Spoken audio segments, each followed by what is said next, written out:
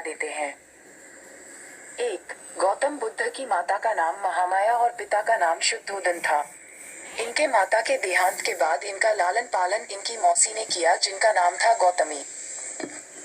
2. बुद्ध ने 29 वर्ष की आयु में ज्ञान प्राप्त करने के लिए अपना घर भी छोड़ दिया था।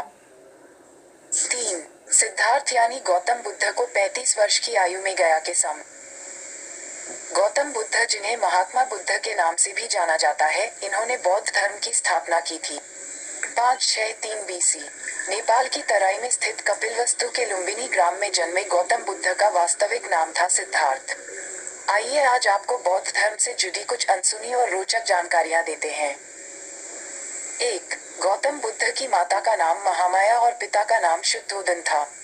इनके माता के देहांत के बाद इनका लालन पालन इनकी मौसी ने किया, जिनका नाम था गौतमी। 2. बुद्ध ने 29 वर्ष की आयु में ज्ञान प्राप्त करने के लिए अपना घर भी छोड़ दिया था।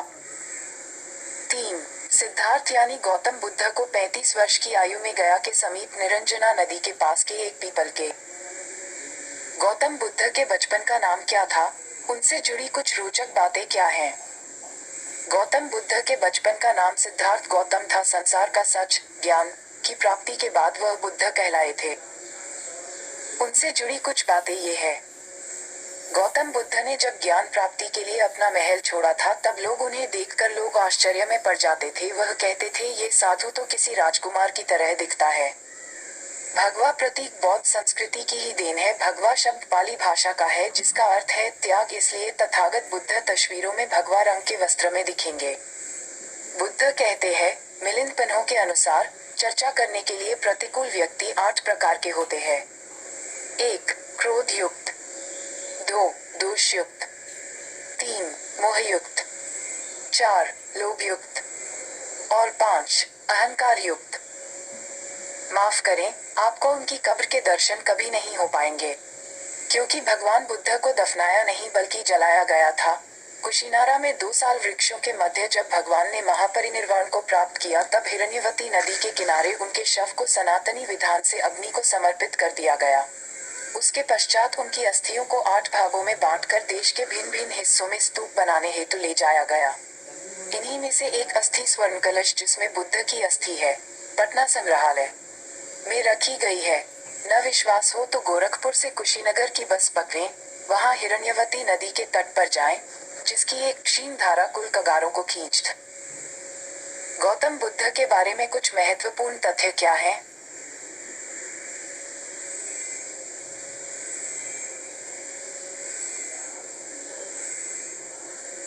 विदत निकाय, जातक संख्या 536। अनुवादक भदंत आनंद कौशल्यान। इसमें भगवान बुद्ध अपने पिछले जन्म की कथा कह रहे हैं, जिसमें वो कुणाल नामक पक्षी है और उनकी 3000 पक्षी पत्नियां हैं। बुद्ध कह रहे हैं कि वो इन सबको हमेशा दंत लगते थे और इस प्रकार उस योनि में भी स्त्रियों की अकृतज्ञता, बहुमायविन, अनाचार और दुशीलता को जानते थे। यानी इनके अनुसार स्त्रियां हर जन्म में अकृतज्ञता, बहुमायविन, अनाचार और दुशील होती हैं। इसलिए वो उनको अपने वश में रखते थे। वही उसी जातक में इनका एक मित्र पुण्य कोकिल है, जो अपनी पत्नियों का बहुत सम्मान करता है। वो जब इनके पास आता है और कहता है कि तुम।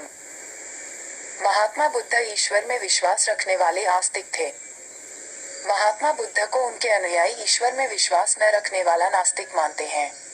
इस संबंध में आर्यजगत के एक महान विद्वान पम धर्मदेव विद्यामार्तंड अपनी प्रसिद्ध पुस्तक बौद्ध मत एवं वैदिक धर्म में लिखते हैं कि आजकल जो लोग अपने को बौद्ध मत का अनुयायी कहते हैं, उनमें बहुसंख्या ऐसे लोगों की है जो ईश्वर और आत्मा की सत्ता से इनकार करते हैं तथा वेदों की निंदा करते हैं।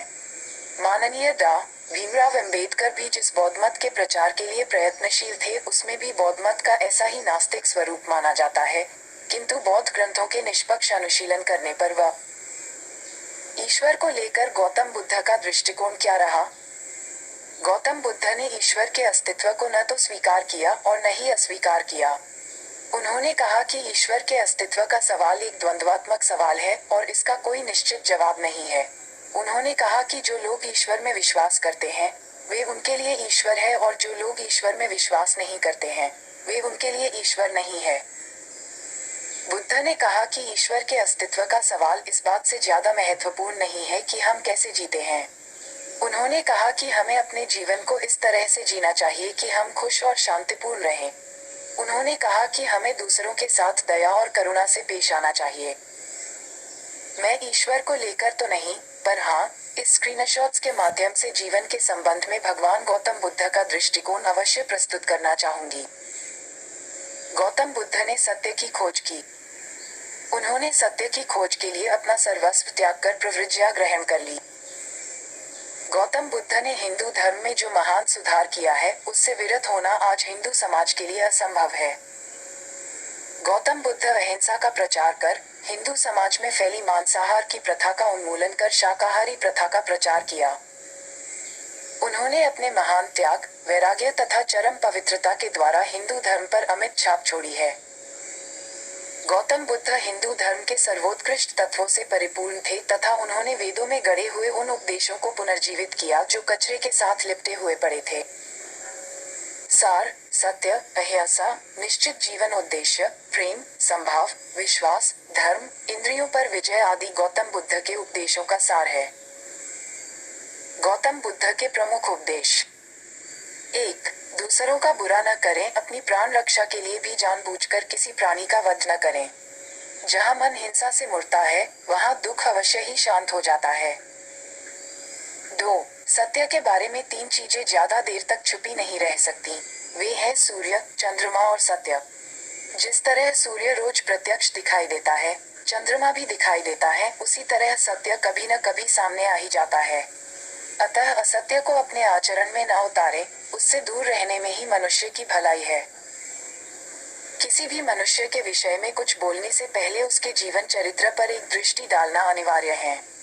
गौतम बुद्ध ये बात का ब्रांड नेम है। उनका मूल नाम सिद्धार्थ था। आगे की चर्चा में उन्हें सिद्धार्थ नाम से ही संबोधित किया जाएगा। तो सिद्धार्थ का जन्म कपिलवस्तु के राजा शुद्धोधन के राजघराने में हुआ। राजा शुद्धोधन ने सिद्धार्थ के लिए भोग विलास का भरपूर प्रबंध कर दिया। अलग अलग ऋतुओं के अनुसार पृथक पृथक सुंदर महल बनवा दिए और वहां पर नाच गान, मनोरंजन और भोग विलास की सारी सामग्री जुटा दी गई। दास दासी उसकी सेवा में रख दिए गए।